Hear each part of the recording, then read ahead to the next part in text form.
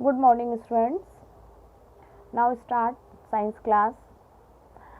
Start कर रहे हैं बेटा, अपना चैप्टर 4 चल रहा है, हीट। ठीक है, अभी तक हमने थर्मामीटर के बारे में पढ़ा था, तापमापी, है ना, जिससे कि हम क्या करते हैं, हीट का मेजरमेंट करते हैं। और तापमापी कितने प्रकार के होते हैं, लेबोरेटरी, क्लिनिकल, क्या यूज़ है, ठीक है ना, और उसमें टेम्परेचर किस इसमें नापा जाता है, सेल्सियस में या फ़ारेनहाइट में, ये सारी चीज़ें हमने अभी तक पढ़ी।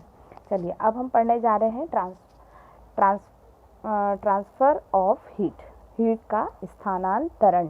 ठीक है, you might have observe that a frying pan become hot when kept on a flame. देखो क्या होता है, जब आपने ऑब्जर्व किया होगा कि खाना बनाने के बर्तन को हम कहाँ रखते हैं, फ्लेम पे, है ना, गैस की फ्लेम पे रखते हैं, तो वो क्या होता है, गर्म होने लगता है। It is because the heat passes from the flame to the utensil. तो ये क्यों हो रहा है, ये इसलिए हो रहा है कि जो फ्लेम की हीट है वो कहाँ जा रही है, आपके पैन में जा रही है, धातु के बर्तन में जा रही है, जिससे वो गर्म हो रहा है। When the pan is removed from the fire it slowly cool down. जब आप फ्लेम पे से बर्तन को, पैन को हटा देते हैं तो धीरे धीरे क्या होता है, ठंडा होने लगता है। Why does it cool down, वो क्यों ठंडा होने लगता है, आपने सोचा है वो क्यों ठंडा होने लगता है? The heat is transferred from the pan to the surrounding. वो हीट क्या हो रही है, उस पेन से हीट अपने जो चारों ओर के परिवेश या सराउंडिंग, जो आपका चारों ओर का परिवेश है, उसमें स्थानांतरण हो रही है। ठीक है, सो you can understand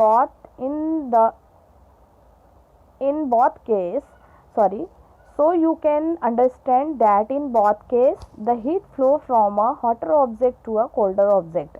तो इन दोनों केसों में आपने देखा कि हीट जो है हॉटर से कूलर की ओर क्या हो रहा है, मतलब गर्म हिस्से से ठंडे हिस्से की ओर क्या हो रहा है, स्थानांतरण हो रहा है ना। जब बर्तन से सरा परिवेश में हुआ और फ्लेम से बर्तन में गई, तो आप देख रहे हो गर्म हिस्से से ठंडे हिस्से की ओर हीट का क्या हुआ, स्थानांतरण हुआ। In fact in all case heat flow from a hotter object to a colder object. तो इन सभी केसों में आपने देखा कि हीट का जो फ्लो था वो कहाँ हुआ, हॉटर ऑब्जेक्ट से कूलर ऑब्जेक्ट की ओर हुआ। How does heat flow, let us investigate. अब देखते हैं कि हीट कैसे फ्लो करता है। ठीक है, एक्टिविटी 4.6, टेक अ रॉड और flat strip of a metal. आप किसी भी मेटल की कोई रॉड या एक पतली पत्ती ले सकते हैं। से ऑफ एल्यूमिनियम और आयरन, एल्यूमिनियम, आयरन, इनकी पत्ती ले सकते हैं, किसी भी मेटल की, इसीलिए मैंने बताया आपको, क्योंकि मेटल क्या है, कंडक्टर है। Fix a few small wax pieces on the rod के ऊपर छोटे छोटे मीन्स स्मॉल वैक्स पीसेस क्या करना है, आपको लगाना है। This pieces should be at nearly equal distance. और ये पीसेस रॉड के ऊपर आपको एक फिक्स डिस्टेंस में क्या करना है, लगाना है, इक्वल डिस्टेंस में लगाना है। ऐसा नहीं है कि यहाँ लगा दिया एक बहुत दूर एक, है ना, तो इक्वल डिस्टेंस पे लगाना है। और ये आपको पिक्चर देखिए दिखाया हुआ है फिगर 4.7 में, देख रहे हो। अब claim the rod to a stand. अब रॉड को आप क्या करेंगे, एक लेबोरेटरी स्टैंड आता है या किसी स्टैंड में क्लैम करेंगे, कसेंगे। If you do not find a stand, यदि आपके पास स्टैंड नहीं है, you can put one end of the rod in between bricks. दो ईंटों के बीच में आप अपनी रॉड को क्या कर सकते हैं, दबाकर रख सकते हैं। Now hit the other and of the rod and observe. आप क्या करेंगे, एक हिस्से को तो हमने हीट से दबा दिया, एक एंड को, अब दूसरे एंड को हम क्या करेंगे, हीट से फ्लेम के थ्रू क्या करेंगे, उसको हीटेड करेंगे, गर्म करेंगे। ठीक है, और फिर उसको आप ऑब्जर्व करोगे, उसका सर्वेक्षण करोगे कि क्या हो रहा है। जब हम हीट से क्या करेंगे, रॉड के दूसरे एंड को क्या करेंगे, गर्म करेंगे, तो वैक्स की जो पीसेस लगे हुए हैं वो क्या होना शुरू हो जाएंगे, गिरना शुरू हो जाएंगे ना, वैक्स पिघलना शुरू हो जाएगा। What happen to the wax pieces, और उन वैक्स पीसेस का क्या हुआ।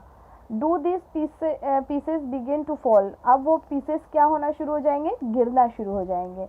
विच पीस फॉल द फर्स्ट, अब बताइए कौन सा पीस पहले गिरेगा, तो जब हम हीट के अदर एंड को क्या कर रहे हैं, जो रॉड की अदर जो एंड है उसको हम क्या कर रहे हैं, हीट कर रहे हैं, तो उसके जो नियर पीस होगा, वैक्स पीस होगा, वो पहले गिरेगा। मतलब पहला पीस क्या होगा, उसके नियर का पहला पीस जो है वो सबसे पहले गिरेगा। Do you think that heat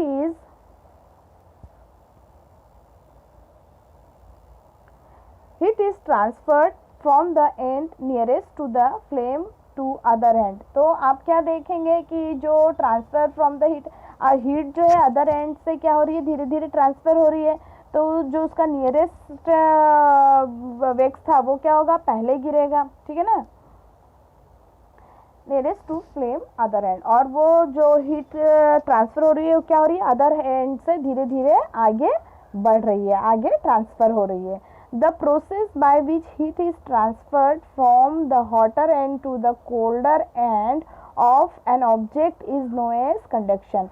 तो वो प्रोसेस जिसमें हीट का ट्रांसफर जो है कैसे होता हो, hotter end to colder end, मतलब गर्म हिस्से से ठंडे हिस्से में हीट क्या होती हो, स्थानांतरित होती हो, है ना। तो hotter end to colder end है, हीट का क्या हो रहा है, ट्रांसफर हो, उस प्रोसेस को हम क्या कहेंगे, कंडक्शन। और जनरली सॉलिड में ये इसी प्रोसेस के थ्रू क्या होता है, हीट ट्रांसफर होता है। देखिए in solid generally the heat transfer by the process of conduction, ठीक है। Do all substance conduct heat easily, क्या सभी सब्सटेंस में जो हीट है इजीली कंडक्ट हो जाता है।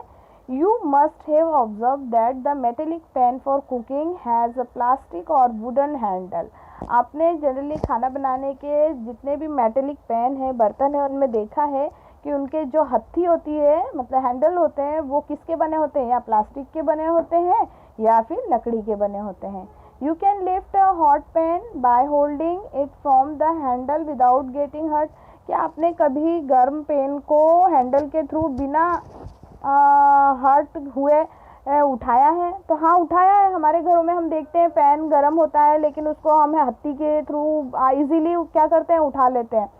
तो हत्थी क्या होती है, हत्थी किसकी बनी होती है, बैड कंडक्टर। प्लास्टिक और वुड, इसका मतलब क्या हुआ, बैड कंडक्टर हुआ, जो इजीली जिसमें क्या होती है, हीट ट्रांसफर नहीं हो सकती। ओके, अब हमने इतना पढ़ लिया बेटा, हीट का ट्रांसफर, पहली प्रोसेस कंडक्शन, ठीक है, हीट ट्रांसफर की।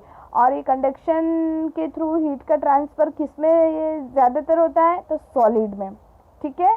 अब आगे का एक्टिविटी 4.7 जो है हम नेक्स्ट क्लास में पढ़ेंगे, ठीक है।